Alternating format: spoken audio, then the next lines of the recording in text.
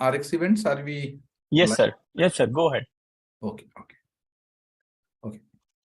Good evening to everyone. I'm Dr. Omkar Swami on behalf of Emcure Pharmaceuticals Limited. Welcome you all in this no thrombosis workshop series in acute ischemic stroke.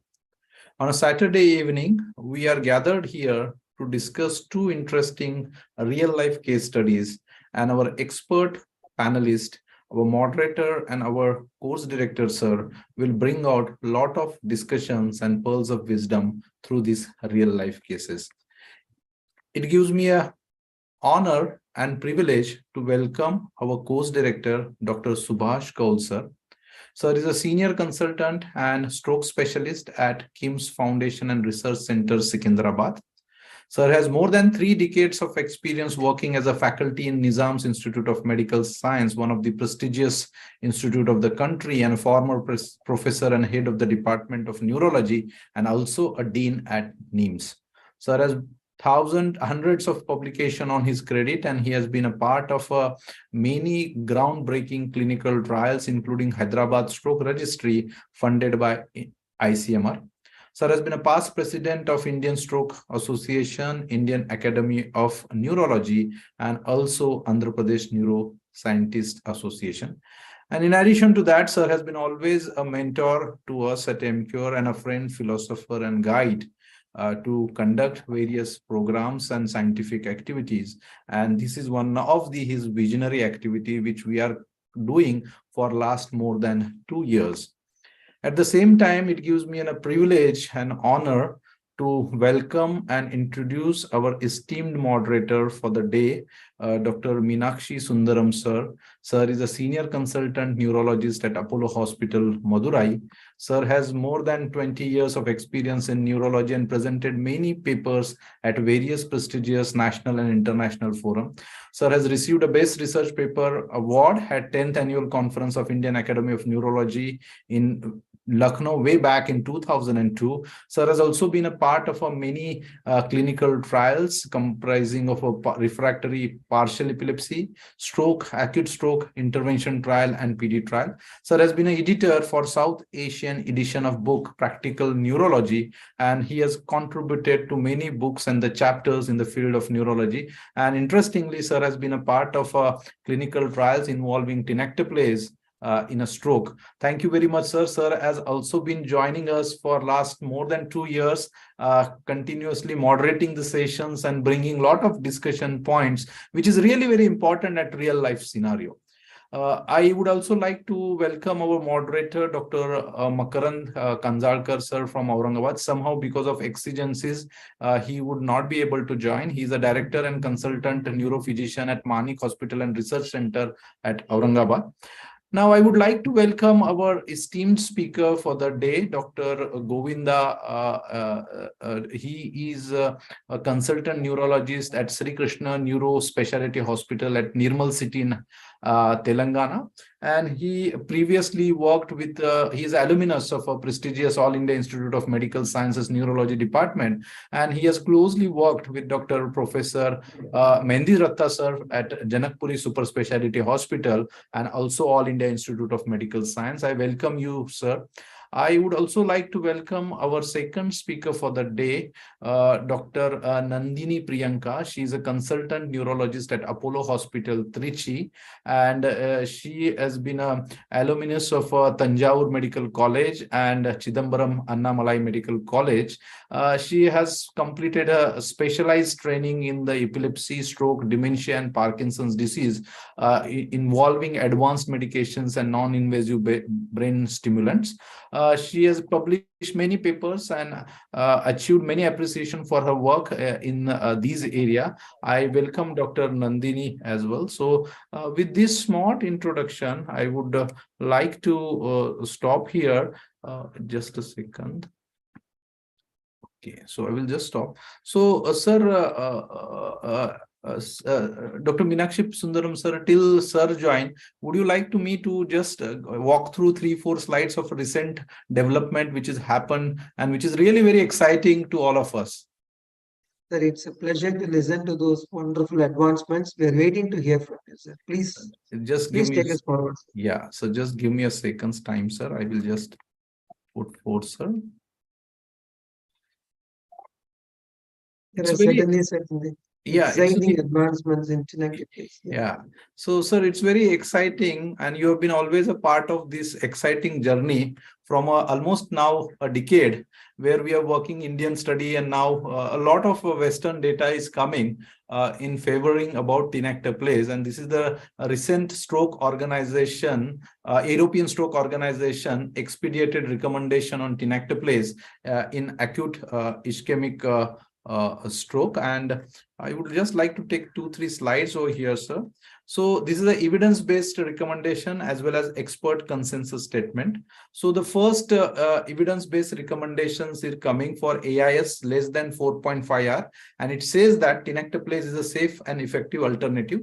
And this recommendation says that for the patients with acute ischemic stroke of less than 4.5 hours duration who are eligible for intravenous thrombolysis, tinactoplas 0.25 milligram per kg can be used as a safe and effective alternative. So for the first time, they have used the word as a safe and effective alternative compared to alteplase 0.9 milligram per kg. And the quality of evidence is coming as a moderate. And we were all anticipating after the ACT study, this is going to happen sooner or later. And the strength of recommendations are coming as a strong strength of recommendation.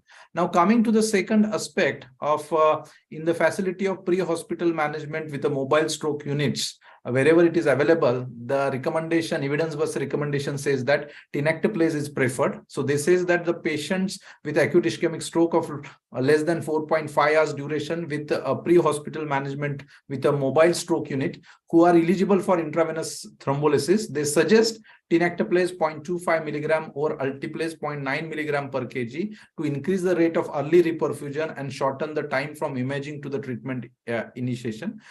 This evidence as of now is a low quality of evidence, and strength of recommendations is also weak.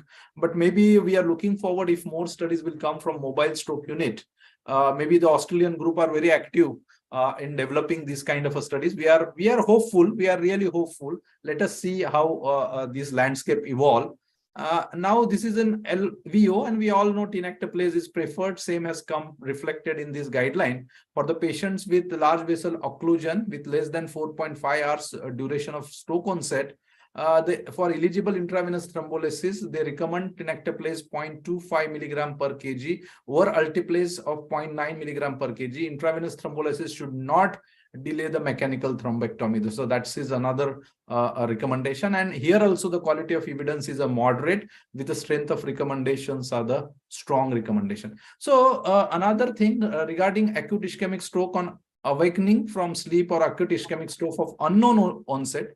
So there is an expert consensus. So for the patients with acute ischemic stroke on awakening from the sleep or acute ischemic stroke of unknown onset and who are eligible for intravenous thrombolysis, there is a continued uncertainty over the potential benefits and harms of tinactoplas compared to alteplase, and that's why they have developed an expert consensus statement. And all members of working group suggested that tinactoplas 0.25 milligram per kg should be a reasonable alternative to alteplase 0.9 milligram per kg for the patients with acute ischemic stroke on awakening from sleep or acute ischemic stroke for unknown onset, and those who are eligible for intravenous thrombolysis after selection with advanced imaging, fair mismatch or perfusion mismatch, as outlined in 2021 ESO guidelines. And very interestingly, 9 out of 9 members were supporting this consensus. So it's not like there's a 100% with a thumping majority. They have given this things. And then coming to the next and maybe the last part, in a thrombectomy capable centers of LVO, don't skip IVT if MT is scheduled. So that is also another expert consensus which is coming. So in patients with large vessel occlusion with acute ischemic stroke of less than 4.5 hours duration who are eligible for intravenous thrombolysis and directly admitted to the capable center. These members of working group suggest tinactoplas 0.25 milligram or 0.4 milligram over skipping IVT for the patients with large vessel occlusion, acute ischemic stroke of less than 4.5 hour duration, who are eligible for intravenous thrombolysis and admitted to the centers without mechanical thrombectomy capability. This working group members suggest IVT with tinactoplas 0.25 milligram followed by rapid transfer to the thrombectomy capable center. Here also the voting was 9 favoring to this recommendation. So there's again all the members. So this is the some new very exciting development which has happened in last what you call as last month, and that's what I thought I will just share till sir join, and maybe we can initiate our discussion with this positive what you call as a development or the recent development, I would say. And maybe sir your expert comments, and then we can go ahead with the case, sir. Yeah, really, they are very exciting things after the ACT study. And in fact, we could say that even before the ACT study, we were completely, compelled to believe in tinactoplas, which we are using. And the point which you also raised is also relevant here, because when we say low quality evidence, it doesn't mean the evidence is of low quality. It only means that there is only 1 or 2 studies now. More studies have to come. When they get published, now the recommendation changes to high quality. Just that we are waiting for more studies. It should not be interpreted that the evidence is of low quality. Yes. And after the ACT study, the ACT study said Dr. Vijay K. Menon and the group from Lancet, from Canadian group, they published it. There was an expected data only which said that they are equal in 1:1 ratio. That was expected. And ever since the tenecteplase TNK2 trial was published, we are always convinced that it should be used more often in centers where mechanical thrombectomy is available, because that gives an edge for us. Because earlier we used to give altiplase, the infusion would be running when we are actually taking the cath lab, or we had to wait for it to get over. Sometimes we do an angiogram subsequently later. So many things we evolved over time, the understanding of this. Now we have no waiting period at all. You just give the patient tenecteplase and then take. And the latest recommendations is don't even wait for any improvement. If there is an LVO, when you are given tenecteplase, you take them to the theater. You can find out there whether the vessel is open or not. Yeah. If it is open, you come out, which is more often the case. The Bruce Campbell study showed that more often the case, the vessel opens up. So these are all really exciting things. And I should also tell this audience that after the data which came from China, which talked about an extended window for up to 24 hours, it can be used. And India has also taken up the study. From Delhi AIMS, they have taken up the study to look into this extended thrombolytic window. So many things are newly coming up. So with that, I think we can straight away go for cases. We are, waiting for sir to join, because I'm itching and waiting for Subhash Kaul sir to join. Please let us know the moment he joins. Yes, sir. Yes, sir. Take the first case, as sir always says, let me quote him before I take up this program. He always says that evidence from randomized controlled trials, they give us guidelines, but guidelines will not apply to a single case, because we learn from case to case. That's why one of the famous saying is that Dr. Adams, he writes, you learn neurology stroke by stroke, he writes. So we'll all learn neurology stroke by stroke. We are actually learning.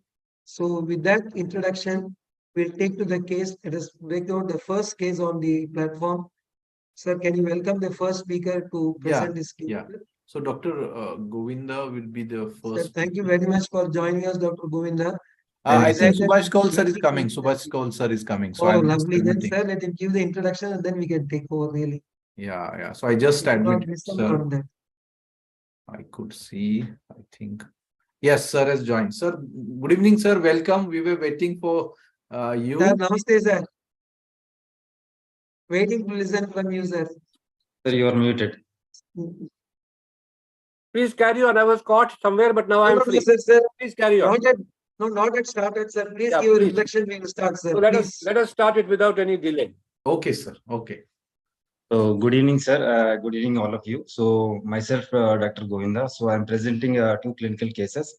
So before going to show my slideshow, so I'm very thankful to this Emcure Pharmaceuticals and No Thrombosis team for organizing this wonderful platform, for creating opportunities to young neurologists like us to share our cases with eminent stroke specialists. Thank you very much for Emcure team. So now I will share this my PowerPoint presentation.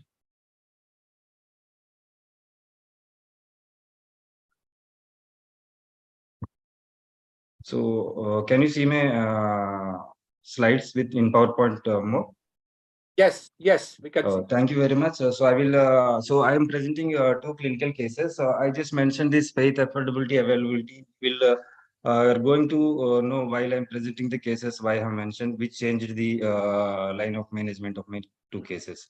So my first patient is a 45 years old gentleman, Mr. S, belongs to Nirmal district. He is educated up to 12th standard and practicing as a teacher. So he is a known case of epilepsy on Eptoin, no other personal addictions like and no systemic diseases other than the sedentary lifestyle and good dietary habits. So he on the day of presentations he wake up at 5:30 a.m. So after 30 minutes, while he was prepared to go outside, so he could not able to move his left upper and lower limbs, and he fell on his left side, and he was also feeling tingling numbness sensations on his left side, and his speech was slurred with a deviation of angle of mouth to the right side. So he being a teacher and educated, and he was just hardly 30 minutes away from the hospital, but he took almost 5 hours to reach our neuro emergency with complete left hemiplegia, left UM facial weakness, left sensory loss with tingling and numbness symptoms. With this, his NHS was that presentation was 14. So in general physical examination, his pulse rate was 90, and that was irregular. Some missed beats are there, and his blood pressure was also 200 by 120 mm of mercury on the higher side. So other than this, rest of the general physical examination was normal. So I localized to the right MC territory, and it's being the dense hemiplegia, I just localized to the right gangliocapsular region. So I just directly advised for MRI brain, MRI angio. So even though affordability issues are there, just because he is out of clinical window periods, I just want to know that there is a salvageable tissue and diffusion flare mismatch. So before sending the patient for MRI, I just send his blood chemistry, and I just screen for all contraindications for IVT for which there are no contraindications. So this was the diffusion sequence, which showed that there is a diffusion restrictions at the putamen posterior limb of the internal capsule and the periventricular region. And corresponding ADC sequence, if you see, there is a mismatch in the same putamen internal capsule and periventricular region. If you, when I see this is the flare sequence, which was not showing any hyperintensities in the same areas. So there is definitely diffusion flare mismatch is there. So which I'm happy for that I can thrombolize. So there is no blooming and hemorrhagic any chronic microbleeds. So that also I'm happy for I can go for thrombolysis. And if you look at this angio sequence, there is a right M1 cutoff without any ICAD, ECAD changes. If you look at this neck angio also, so there was the rest of these this ICA anterior and posterior circulations was normal. So present onset is at 6 a.m. and after 5 hours, there is onset to door is 5 hours. They presented at 11 a.m. So another 30 minutes for taking the imaging. So now the management part was regarding this IVT as well as EVT. So there is no doubt about these recommendations with class 1 recommendations and level A evidence. So I can do the thrombolysis and even if mechanical thrombectomy is being considered. So if you look into this blood biochemistry, so the platelet was normal, and there is metabolic parameters were also normal. INR was 1.1. So I reduced his blood pressure to less than 180 by 110 using labetalol. Then I proceeded with thrombolysis using tenic 0.25 mg per kg. At 11:35, that is onset to needle time was 5 hours 35 minutes. Along with this, I just loaded with atorvastatin 80 mg. So post IVT neurodeficits were reassessed at each 15 minutes gap along with this vitals monitoring. So even though he had partial recovery at 15 minutes, after 30 minutes his analysis was improved from 14 to 4 with gained power of 4/5 in both his left upper lower limbs, and sensory symptoms improved and speech improved with decreased facial weakness. His ECG was showing atrial fibrillation. In the general physical examination also there is missed beats. ECG confirmed the atrial fibrillation. And the echo showed this severe MS and left atrial enlargement. So with this, we know that he's a good candidate for MT. Even if the vessel, in case if the vessel is not yet open, no MT facilities. But the problem was availability problem. There is no mechanical thrombectomy facility around 300 km circle around where I'm practicing. So, and the family members are also very happy about that the patient was significantly improved. And when they came to me when I was speaking about this referral to the comprehensive stroke center, So they're not ready for that, and they said that we are not affordable and we are not willing to go from here. So whatever you can do, you just do. So with this, I just want to ask this Meenakshi Sundaram sir for his expert's opinion. What you are going to do? So in this scenario, so the patient is a clear-cut case of right MCA stroke post thrombolysis. So with LVO, so who are not affordable and not willing to go for mechanical thrombectomy. What best you can do? What is your next step? I just Sir, want we to open the always panel learn discussion. from call, sir. Sir, he is our boss. He will teach us, sir. No, Sir, no. Did you already thrombolyze him with intravenous? yes, Yes, sir. sir. IV tenectase was given 0.25 mg per kg at 5 hours 35 minutes from the onset of symptom. And he is not affordable for MT at all. He is not at all affordable for MT at all, sir. And And he doesn't have facility also 300 kilometers from his area. so the No, then you have to. I mean, according to me, then you have to let go that option. Once he's not affordable, then what can you do? I mean, I don't know what Meenakshi will Dr. have any Govinda, other opinion. yes, sir. Same thing, sir. Dr. Govinda, the Bruce Campbell data, it showed that patients who are given tenecteplase, a good 22% of them as against 10% with the alteplase, they did not require mechanical thrombectomy. So that's, it saves them from going for mechanical thrombectomy. We have no other option to let it go. But the way you have presented, it appears to me that this patient has significantly become better. And in a center where mechanical thrombectomy is available, you must take them to the cath lab and you must see them. You should not hesitate to do it, even if the patient has become better. But in a center where it is not available, then we do not have to worry. Even if the vessel is, you do not know the status of the vessel, you must go for mechanical. So if they are not available, you just wait and you can always see, you'll be happy. We'll be even doubly more happy if you do a CT angio and demonstrate that it has actually opened up. You can do a repeat. In our hospital, we extend and again another MRI we do in the same chart and we try to see that. That's all. So we'd like to know from you what you have done, Dr. Yes, Govind. what Everything actually totally happened. different. Yeah. So actually, I'm speaking in front of the eminent stroke specialist whose age is whose practice is even more than my age. So there is nothing more I can say what you have explained, sir. So regarding this EVT, so this is a routine care for patients with anterior circulation acute ischemic stroke with LVO, and this is performed only in comprehensive stroke centers. And but in many of places of our country as well as in many countries, but the first contact point of majority of the stroke patient is primary stroke centers, and the eligible patient needs to be transferred to the CSC for EVT. So, so like Sir Meenakshi sir pointed out that regarding this repeat imaging after IVT, so this provides information on changes about these changes in aspect, thrombus migration, recanalization, intracranial hemorrhage after IVT, and if you could be able to demonstrate this recanalization, such findings may result in the decision to refrain from the EVT. And this reduces the number of fetal diagnostic angiographies and associated risks of these procedures like femoral artery dissections, thromboembolic complications, anesthetic complications. Avoiding unnecessary EVT procedures reduces the healthcare cost. So repeat imaging after IVT. So the negative side of this repeat imaging was it itself adds the healthcare cost and increases the contrast medium exposure for patients. And performing additional imaging delays the treatment, actual treatment, which are supposed to do, like Sir point stressed, which can negatively affect the prognosis of the patients. So this study, one study which was done in Amsterdam, Netherlands, to demonstrate the yield of this repeat imaging among the patients who are transferred to the comprehensive stroke center for the EVT procedures. So they screened 677 patients who are transferred for EVT to their center, and after exclusion, 551 patients are divided into repeat imaging group as 165 and no repeat imaging group is 386.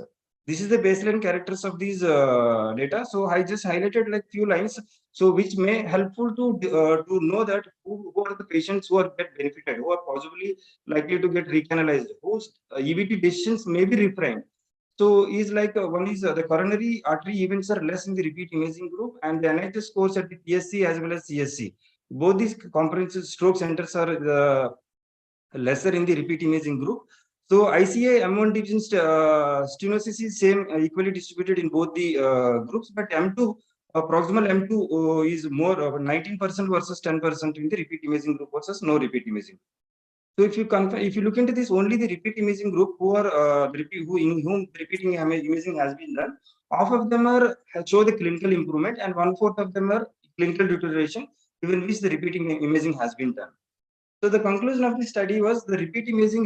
This was actually out of these 551 patients where this study was conducted, 30% of them with repeat neuroimaging has been done, but that resulted in a median treatment delay of 20 minutes.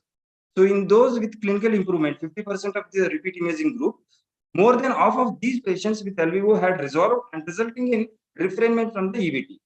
So about this deterioration group, so the no spontaneous ICS were detected, and repeat imaging rarely changed the indication for EVT. So with this, so my patient comes to this first group where we showed this clinical improvement. I just repeated his MRI brain.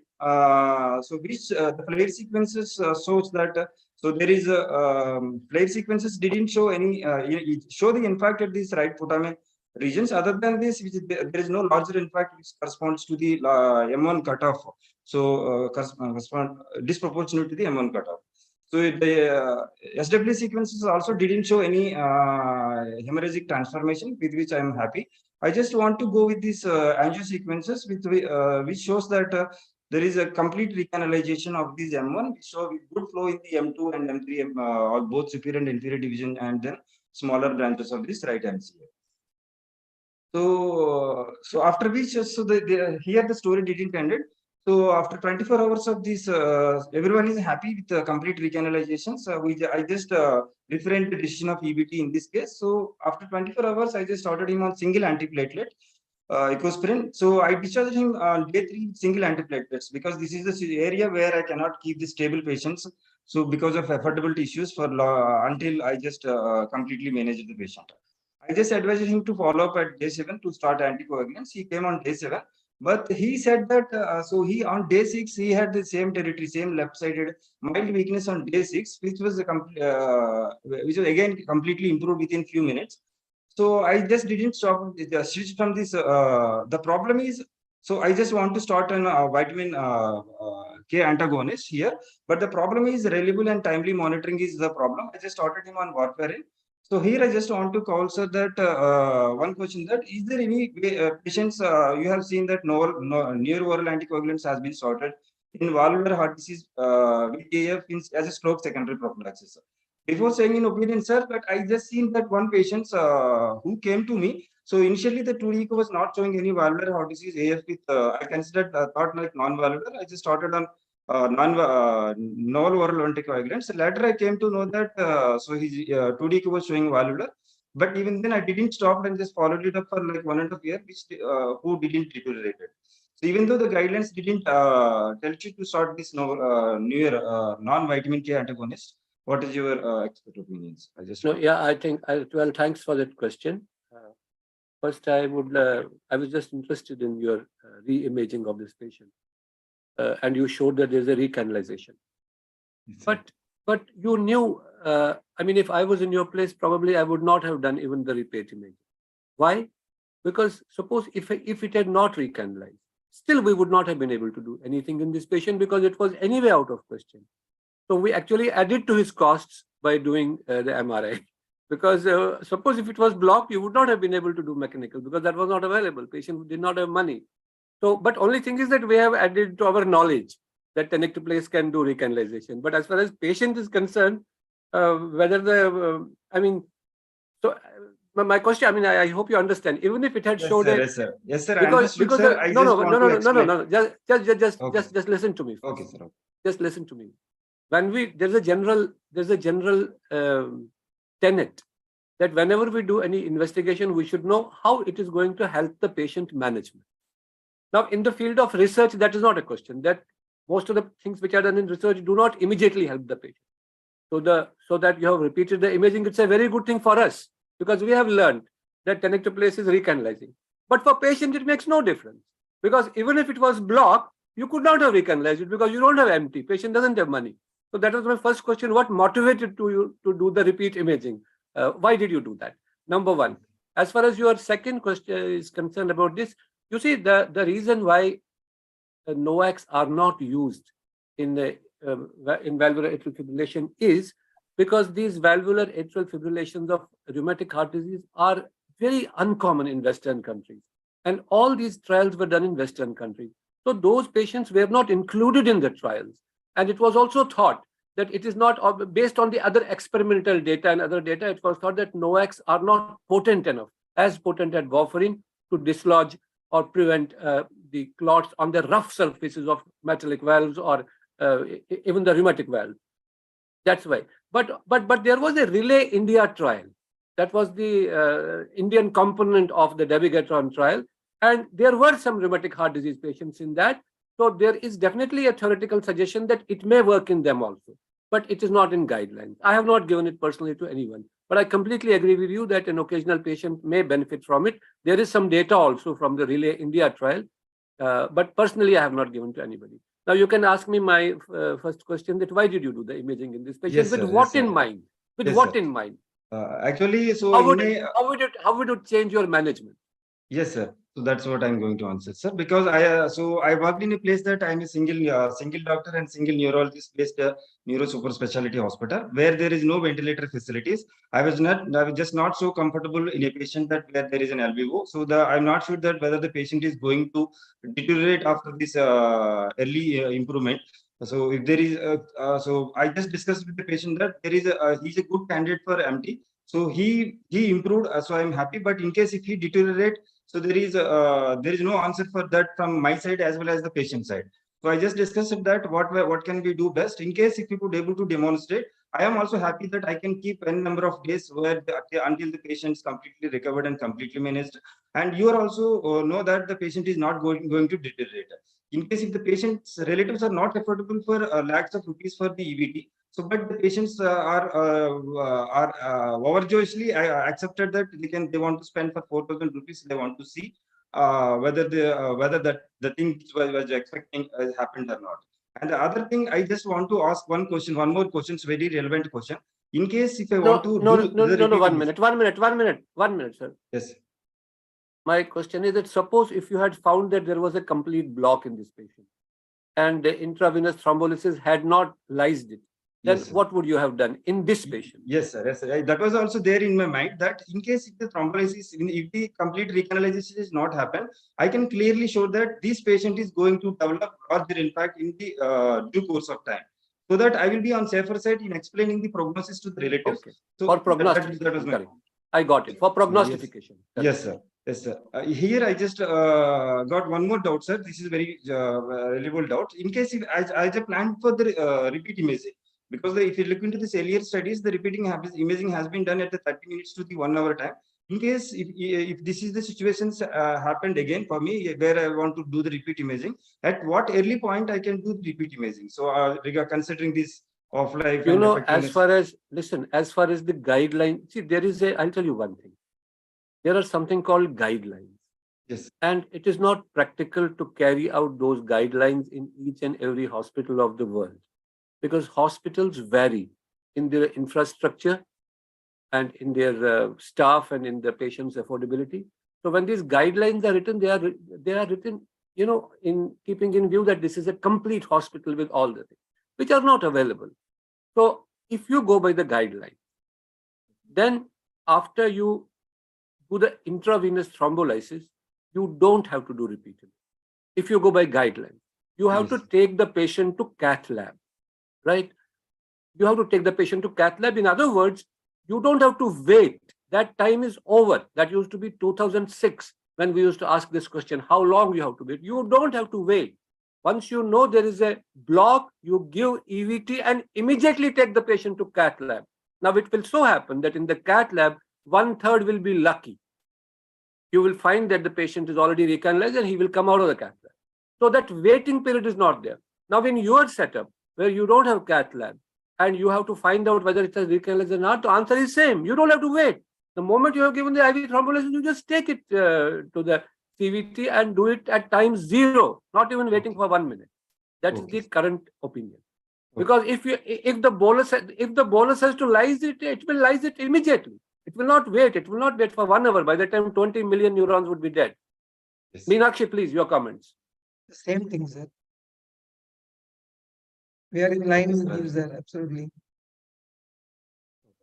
So I And just one comment about the valvular heart disease which you mentioned, sir. See, the point is that we do come across several patients who are on, valvular heart disease. They are on anticoagulation. They have stopped, and about a couple of years later, they come to you with stroke. So, because natural history says that even when you stop, it's not that 100% they are going to develop stroke. They have taken the Yes. risk. Every one of us would have seen such patients who stopped anticoagulation for 1 year and then came with stroke. Now, giving Yeah. an valvular heart disease patient NOAC, the novel anticoagulant, is like stopping the anticoagulation, because the studies have said that number one, the jet stream effect created in these valvular heart disease patients make these medications less reliable for treatment. It is not effective.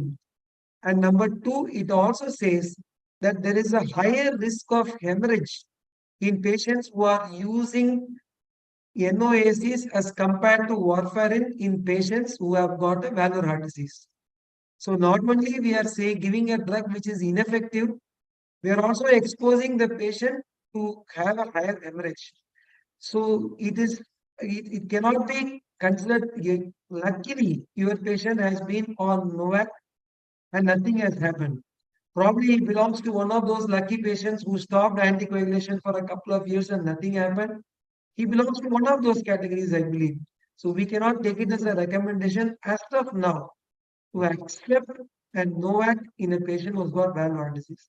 This would be my humble suggestion, sir. Yeah. Anyway, I Paul agree. sir can tell us really. No, I completely agree that for rheumatic heart disease, we should not give NOAC. For mechanical heart disease, rheumatic heart disease, we should give it only where it has been tested. And it has been tested in non-valvular atrial fibrillation. That's all. So I agree with you.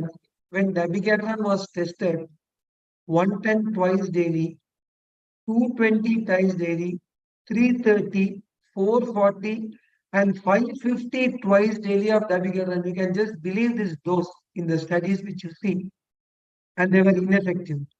So, in other words, the hiking of the dose was not rewarded in terms of stroke prevention when they were treated for valvular heart disease. So, there should be something much more than what meets our eye in terms of efficacy in patients who have got valvular versus non-valvular atrial fibrillation when it comes to the utilization of the normal anticoagulants. So something much more should be there, which we don't understand as of now. As of now, I do not believe that we can use NOACs until more evidence actually emerges. The only area which has been really of benefit is a patient, as you mentioned, a bioprosthetic valve has been placed. And in these patients, for a short time, they are given anticoagulation, only for a short time, till such time the valve sets in. In that very short time, dabigatran has shown some benefit in that very short window, but not in any other valvular heart disease setting. It has been of proven benefit. This is my opinion, sir. Yes. okay. So I just when But what I told you, in that Relay India, that means the Indian component, there were some patients, but that does not mean that it's in guideline. There were just some few percentage of patients who had received dabigatran, and obviously that company, who makes dabigatran would always repeatedly highlight that point, and they would not ask us to use that, but they would highlight that point repeatedly, that it has been used even in this also, giving the indirect message that you may use it. But obviously it is not in any recommendation. It's not anywhere. So we should resist doing that. Yeah. when the Please go patient came on day 7, so as he was mentioned that on a day earlier to it on day 6, as he's having some slight weakness of his left upper and lower limbs, which improved within minutes. Instead of switching from ecosprin to warfarin, I just continued warfarin to ecosprin until BMV has been done, which was 2 months after it. So then I shifted him to warfarin. So patient is a known case of seizure on aptoin. So at the time of presentations, which I changed it to levetiracetam. So after 1 month after BMV, he presented with the seizures to me. So I was just worried about the hemorrhagic stroke where I have done his CT brain. So luckily we didn't reveal any hemorrhagic transformation. So I was just happy with this. So I just continued. NCCT brain didn't reveal any such bleed.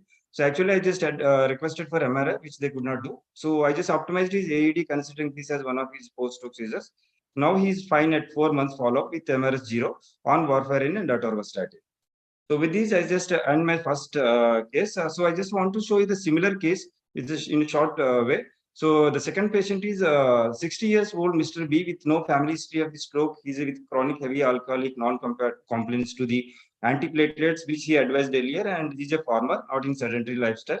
So he has hypertension on irregular treatment. He had a stroke which was 5 months back with near complete recovery and not traumatized. So he was brought in altered sensorium state, drowsy state, right hemiplegia. He was just not moving his right upper lower limbs onto the deep pain. And onset is 9, and he came to the hospital within 1 hour. I did his MRI. So diffusion sequences was showing this restricted diffusions in the left side in the insular, frontal, and temporal opercular regions. So, and ADC sequences is also showing this diffusion ADC mismatch in the same area. So the flare sequences was not showing any hyperintensities in the corresponding areas, but it was there is an gliosis and encephalomalacia with volume loss and this occipital horn enlargement. So and SWA sequence was also done, which I couldn't show here as I didn't get those sequences, but which was not showing any hemorrhagic transformation, which I will show in the later. So and angio sequences shows that his left M1 cut off. So the rest of these anterior circulations was not vasculature was normal. So his neck angio was showing some ECAT changes. Other than this, there is no significant stenosis in ICA as well as these vertebral arteries. So I just explained the risks and benefits to the group of 8 family members. I just explained in favor of IVT as I want to thrombolysis. Along with the possible further requirement of MT, I just stressed so much that this patient, considering having these multiple vascular risk factors and these addictions, and so I just stressed regarding this, he may about the recanalization rates are very low. He may or may not recanalize. So with this, I just, as given the consent for thrombolysis, as I proceeded with thrombolysis again with tenectease, but with 0.2 mg per kg in this case, with onset to needle time is 1.5 hours. So the patient's sensorium is slightly improved, even with no significant improvement in power post thrombolysis. So I just explained the relatives that he's a good candidate for MT. He needs to be transferred to the comprehensive stroke center, sir. Here is also the same issue. They're not affordable and not willing, but along with this affordability and availability issues, here the faith issue is also issue there. So again, the relatives has been changed. Some new group of relatives came and they're questioning me that why you have thrombolyzed, so we should have directly go for thrombectomy. Even though on the other side, they're saying that we are not affordable for thrombectomy. This is the scenario. So where, so as they could not pick up with the rapid best decision, again, I just considered for MR angio group, I just considered this patient as the second scenario for the repeat imaging paper. So where the patient is not improved, and I just proceeding for this repeat imaging. So I just, this is the flare sequences, which shows that it didn't show any impact developed at the corresponding any major impact that was developed. So I was happy that still there is a salvageable brain tissue, and this is the SW sequence, which was not showing any blooming either in this newly affected area or the previously affected impact area. And the angio sequence was also not showed up any recanalization. So I was just unhappy, but I'm sure that this patient needs to be immediately shifted and this patient is going to worsen. I just don't want to keep the patient in my hospital. So as I just thought that he's going to be worsening. So I refer, and that too, he's going to get benefit with MT. I just insisted, despite of explaining to the relatives, they are so adamant that we are not affordable, we are not going to take him. So after 5 hours, they are accepted. Again, they took another 2 hours. So they finally referred to the comprehensive stroke centers at 7 hours from the onset of the stroke.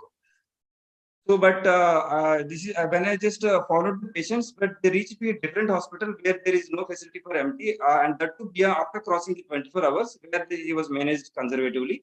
But luckily, he didn't worsen and didn't require any decompressive hemicraniectomy like the mass effect and DCH. So he discharged with MRS 4 to 5. So I just want to ask the panel members, so after finishing my slides, that so what best I could have done in this patient so that the prognosis should have been changed. So the take-home messages in my presentation was, it's challenging to practice at a place where you know the guidelines but you cannot apply. So we are missing patients to get benefit even the reach in time. Holds true for IBT as well as EBT. Better knowledge and awareness in the society may change the practice. So in my practice, so here it's very painful for me but helpless when I'm not able to thrombolyze acute ischemic stroke patients who are in window period, managing day one acute ischemic stroke without knowing the brain angio. So as they're not affordable, not going for benefit of MT when they're supposed to go. So I just presented these two cases showing the repeat imaging helped me about the next valuable ethical step in these two cases, even though, so these are not the actual guidelines. So thank you very much. These are the last 2-3 slides which I'm showing, which are not relevant. So which were published in the last month only. So this is the angel aspect with the larger impact cases, like with aspect of 3 to 4, where the it was showing that benefit of this EVT, even though it was showing that safety, there is issue with the safety outcomes like more of symptomatic ICH, intracranial ICH, but death rate was similar.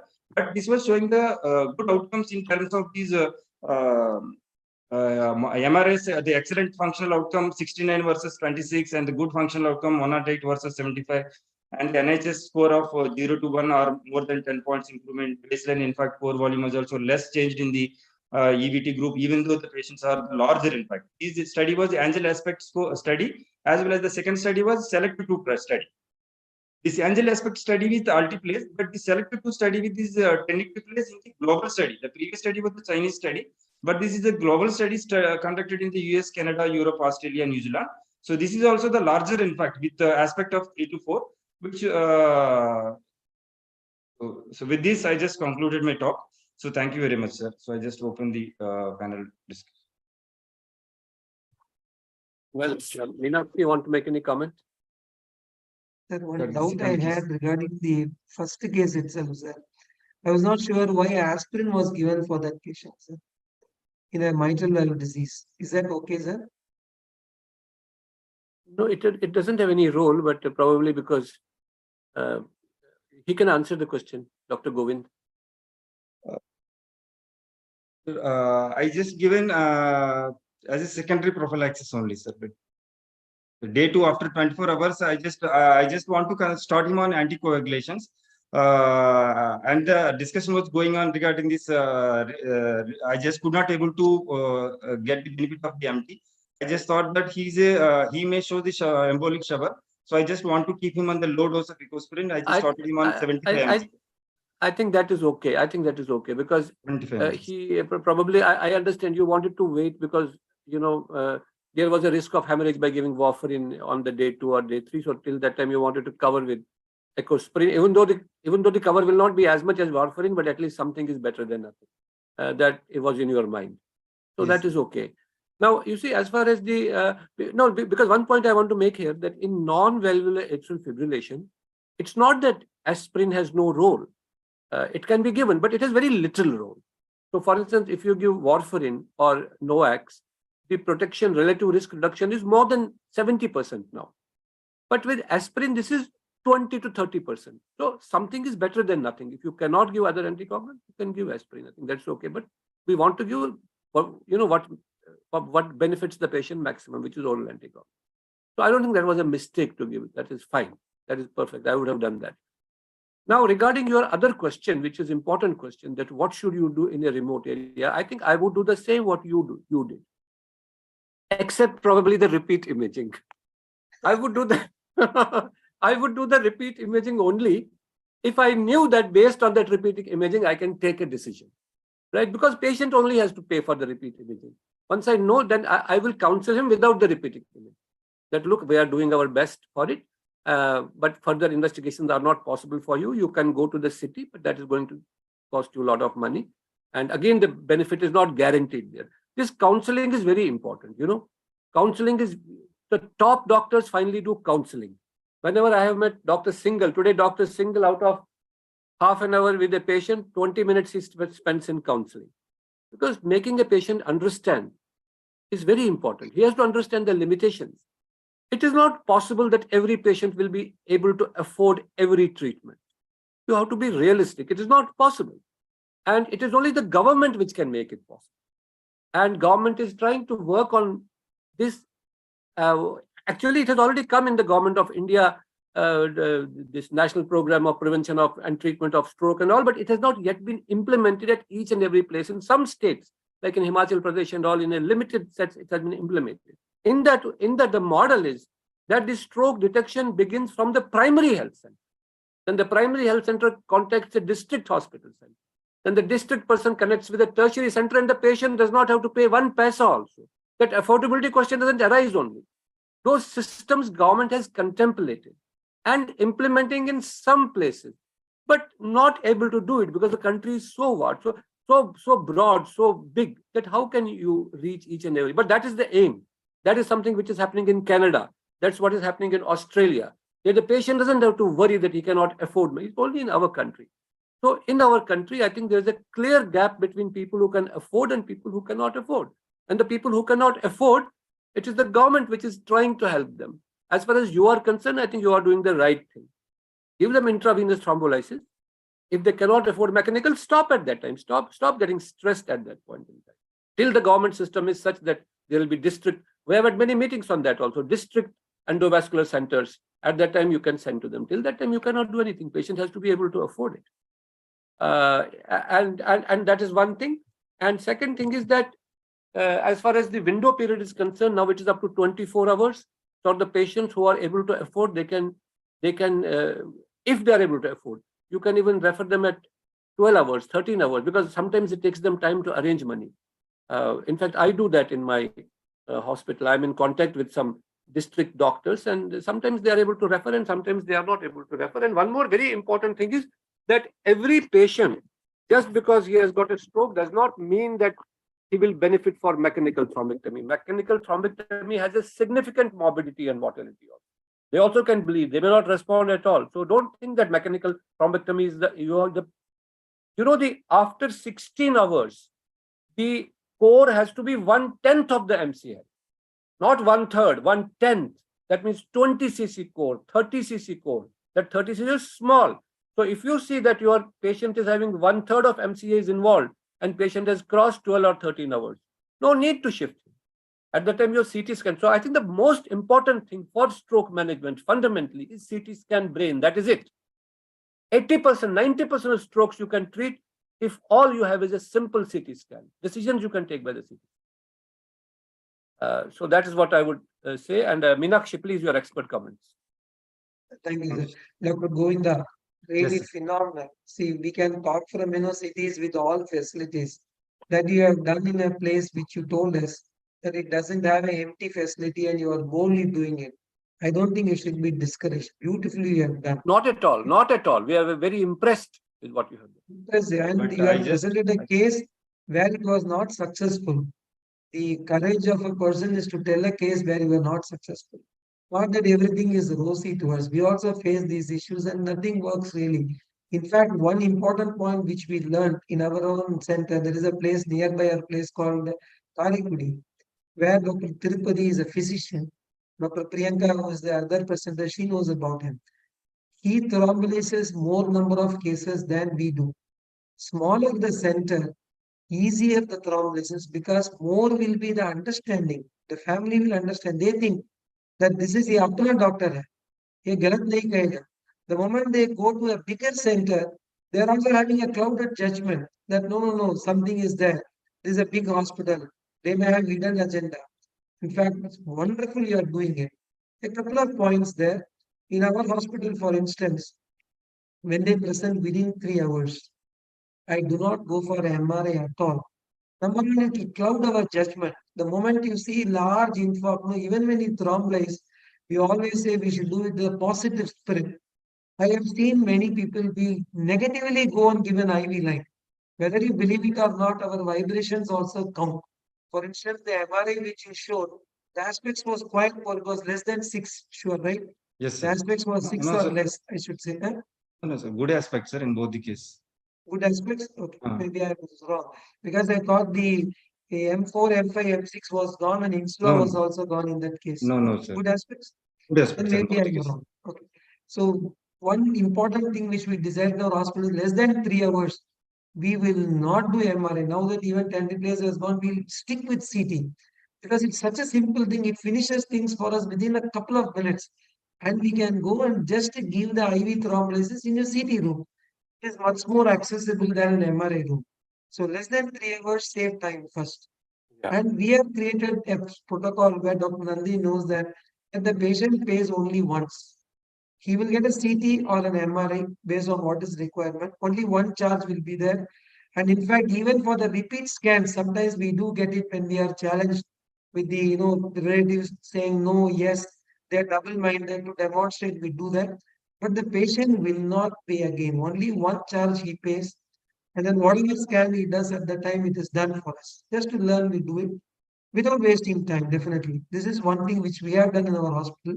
It has been successful so far, but less than 3 hours, we always stick to this because it will create no hassles in our mind. Straight away we do it and we just give it. And then we can always sit and think the patient does not pay for an extra seat in our hospital. They pay for only MRI CT is just done as a free, it's an accessory.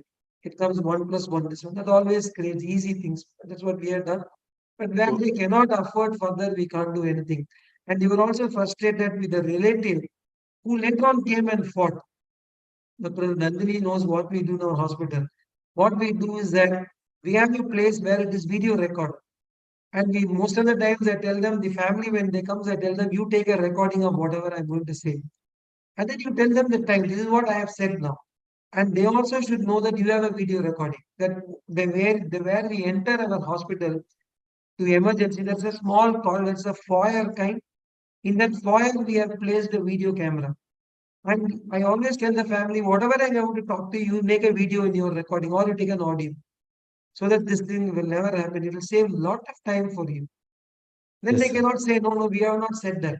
And they should be knowing that you have also recorded, unless they know that they will create trouble for you. Doesn't happen in every case. Most patients will accept. Once I was aggressive and calls I said, don't be aggressive, you should be soft to patients. That's what he taught me once.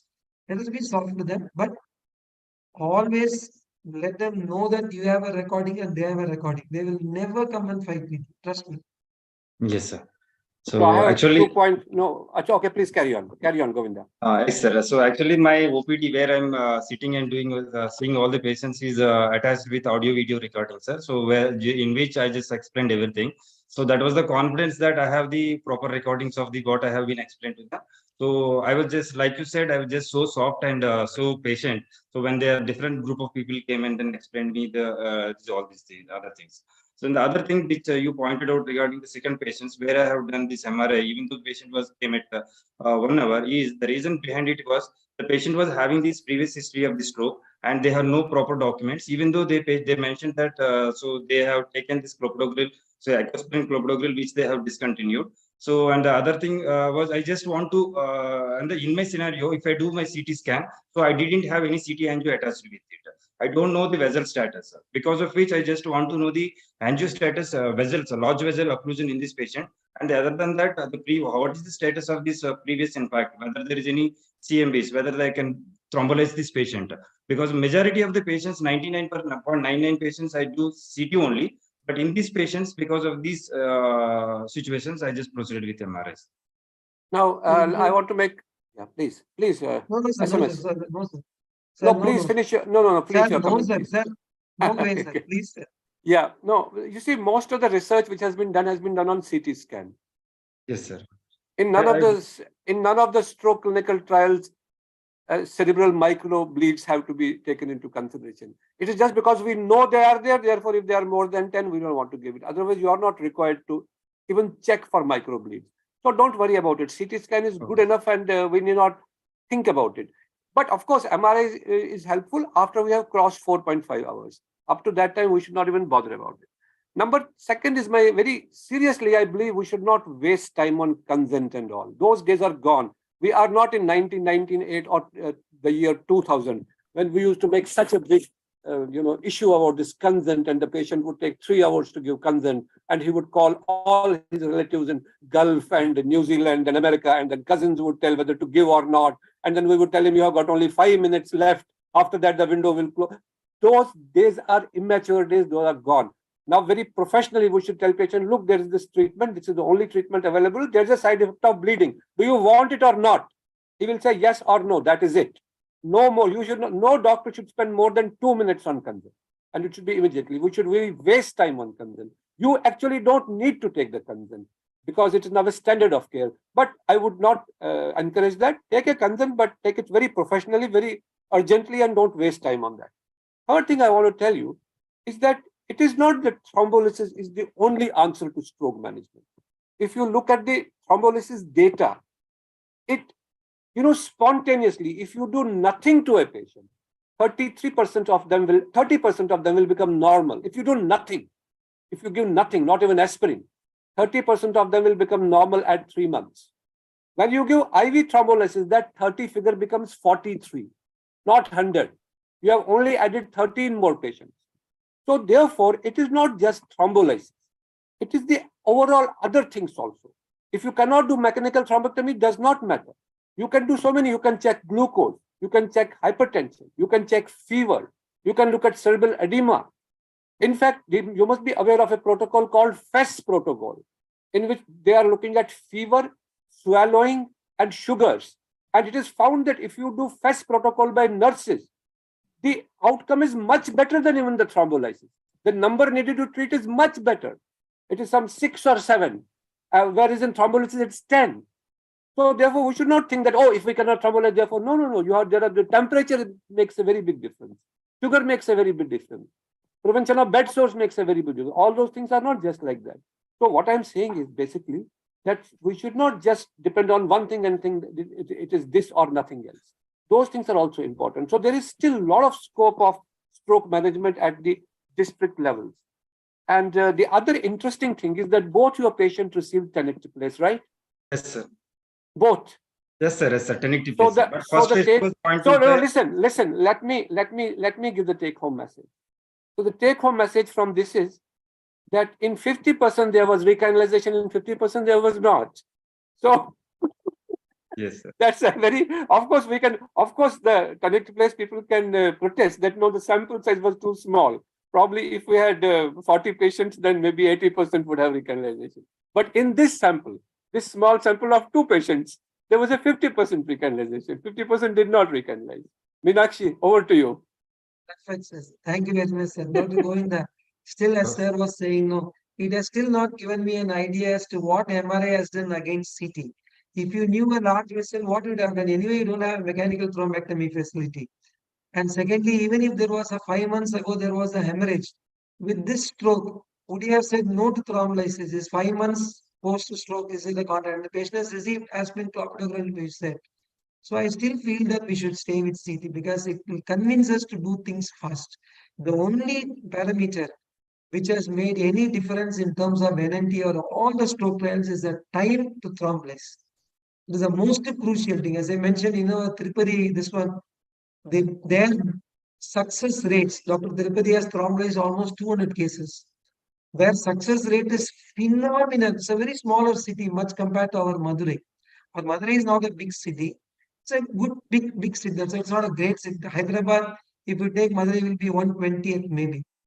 But Tirupati thrombolyzing in Karaikudi, which will be maybe 1/2 of Madurai. Their success rates is double than our success rate. Because of that one simple factor. CT thrombolysis, CT, they don't even have an MRI, CT thrombolysis. And very quick, the patients reach fast, they do it fast, and their rates are much better when compared. Their success rate is phenomenal. So I think they have given tenecteplase even before it was licensed or registered, right? Some 200-300 patients they have done. Yes. Achha, Govinda, your second patient, did he have brain hemorrhage 6 months back? 5 months back, sir. That was in 5 months back. It was brain hemorrhage? No, sir. No, sir. In fact. Ischemia. Okay. Ischemia. Ischemia is okay. That Yeah, what that it was is an fine. hemorrhage. In my opinion, whatever said and done in the ischemic stroke when you have come, I don't think it would have made a difference for us really. But good cases, great learning for us and great exposure to the difficulties faced. We completely appreciate.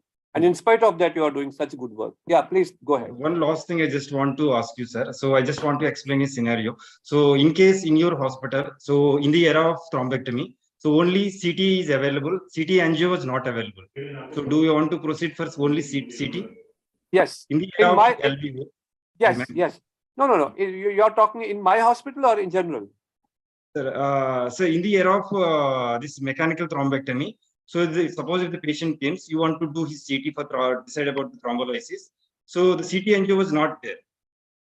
No, you see, the ideal thing is patient should have CT and CTN. And the other thing was patient is affordable for only imaging, one imaging. So you can do CT followed by thrombolysis followed by MRI. So that is also not possible. So do you want No, to proceed? then only CT scan. Only CT scan, nothing else. What Meenakshi said. Okay. Only CT scan. Right. Because anyway, after CT scan, our doors are closing because patient is not affordable. So let us not do unnecessary investigation in him. Okay. If I'm not going to do mechanical thrombectomy, then once I know that this patient cannot do mechanical thrombectomy, I will not do CT angio. Why? As a matter of fact, you may argue for giving double antiplatelets. That's not a problem. Give double antiplatelets for 3 weeks or even 1 month or even 3 months. No problem if you are suspecting, but not beyond 3 months. So CT scan alone is enough. It is the most important thing in a resource limited setting. In a resource limited setting.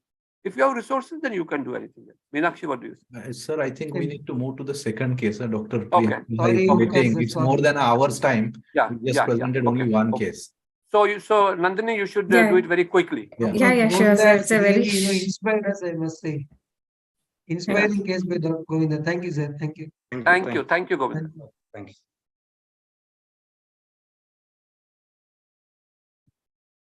So good evening, everyone. So thank you for giving me this opportunity. Thank you, speakers and all the moderators and the Emcure team. So I'm Dr. Nandini Priyanka. I'm working as a consultant neurologist at Apollo Trichy. So it is a very short case, very short presentation. This person is 50 years old. He came within 1 hour of onset of symptoms with NIHS score 5 of minimal slurring of speech, demeanor dysarthria, and rapid drift in the right upper limb and the right lower limb, with the total score of NIHS 5. And the CT aspect was 10 by 10. So immediately we thrombolized him with injection tenectase of 0.25 mg per kg. This is his initial CT brain, which is almost normal with the aspect score of 10 by 10. But 15 minutes later, his NIHS score was worsened to 11. The weakness got progressed of right upper limb and lower limb. What I thought there could have been a bleed, but repeat imaging showed no bleed. So this is we did MRI with MR angio in the next following imaging. Flare, there was no changes in the flare, but this was his DWADC. Only the M2 and M3 cortical territories, there was diffusion mismatch, but MR angio, M1 was normal, but from M2, there was a complete cutoff. The vessel did not open up. So I offered him mechanical thrombectomy option, but as usual, from in my place also, they were not willing to go further. They wanted to continue the same treatment, whatever is available in this setup. So with the consent, I proceeded further. 12 hours later, the NIHS score also worsened. He became global aphasic. The repeat, what I can do was only the CT imagings further. It showed the entire like M1, M2, M3, M4, M5, M6, everything was gone with the hemorrhagic transformations. But what previously I saw was only the M2 and M3 DWI-ADC mismatch.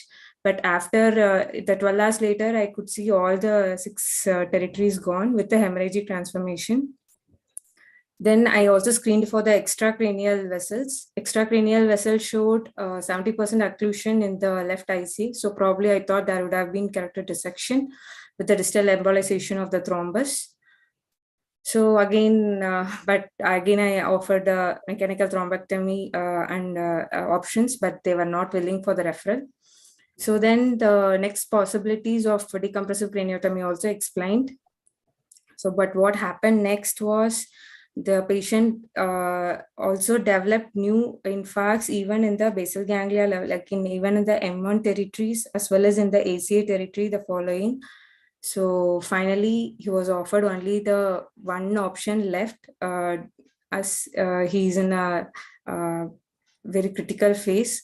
So he was proceeded for decompressive craniotomy. The post-op NHS score was 20.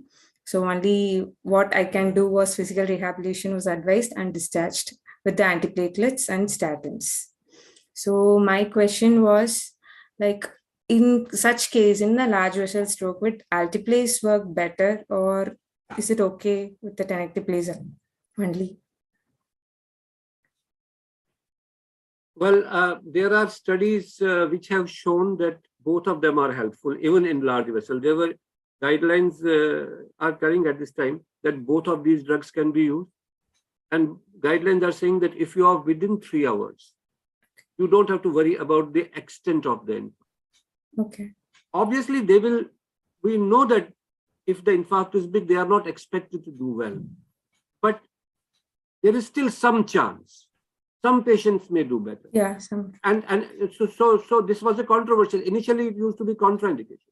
But in 2019 guidelines, within 3 hours, neither the size or the depth of the ischemia is a contraindication, but we know that they will not do that well. That part we have to tell them. Now, regarding this alteplase or tenecteplase, today there is no difference. Whatever study has been done in alteplase has been done in tenecteplase also.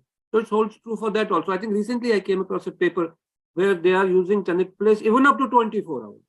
You know, even the IV, IV also up to 24, some Chinese study. So therefore, I think both of these can be used, and up to 3 hours you can use both of them. But after 3 hours, then it becomes a relative conflict. Okay. Up to 3 hours, it's not a conflict. After 3 hours, it's relative. If you are giving between 3 and 4.5, then you have to be a little careful. Then you should not go beyond 1/3 of them. Meenakshi, please. Same, sir. It was a bad case, really. Yeah. Now, when you look at the data, when you look at the initial data, for instance, all the data which MR clean or any of those things, you don't have to feel bad. I'm telling you why.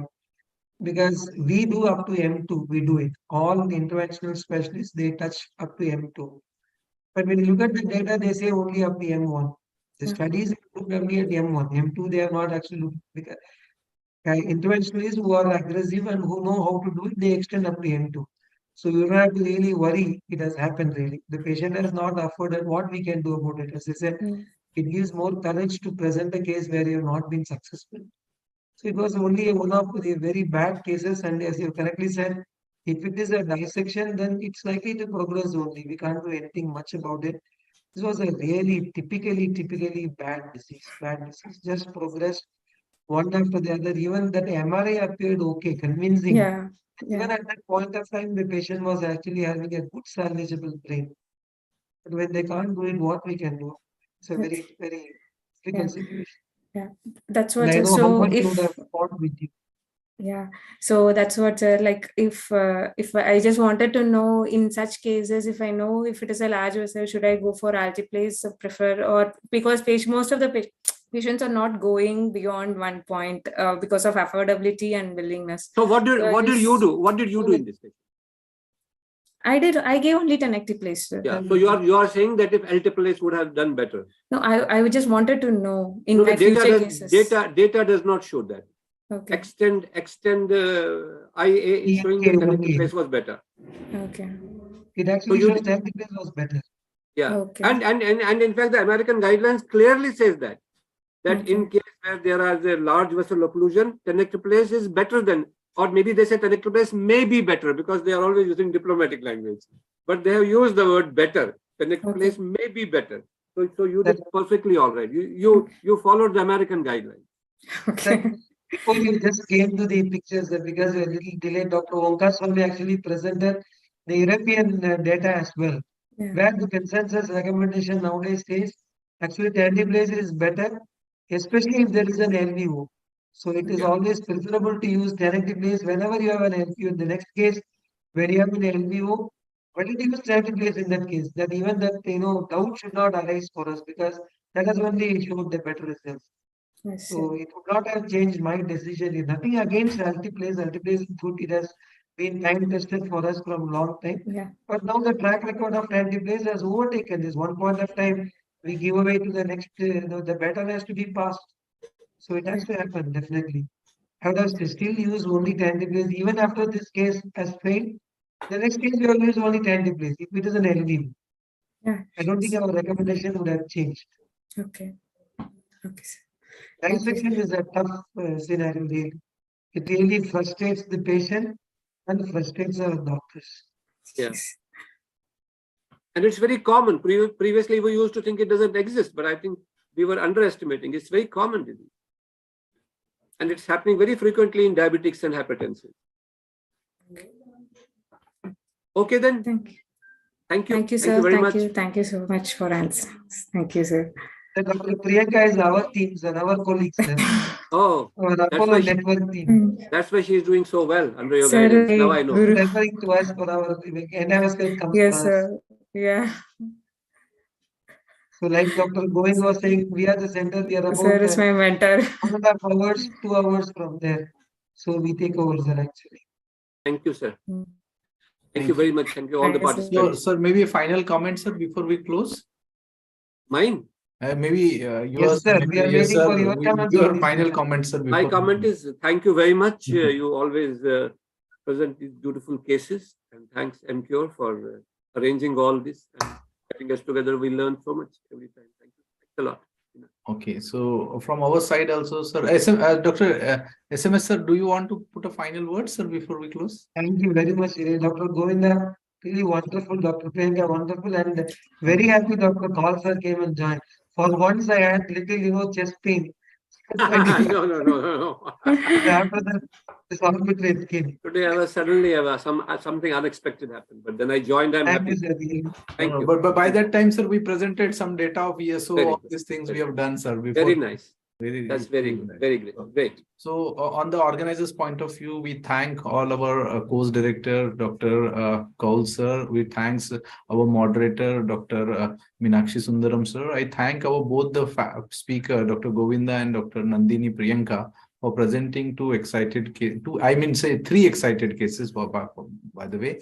And we have a lot of discussion, a lot of practical points, and then what our decision making. So that's very important. With this note, let us stop here. We will gather next month with 2 more interesting cases and a lot of discussion. Till then, good night. Have a nice time ahead. Thank you. Thank you. Thank you. Thank you so much. Thank you, Dr. Govinda. Thank you, Dr. Nandini. Thank you, sir. Thank you, Thank you sir. so much. Okay.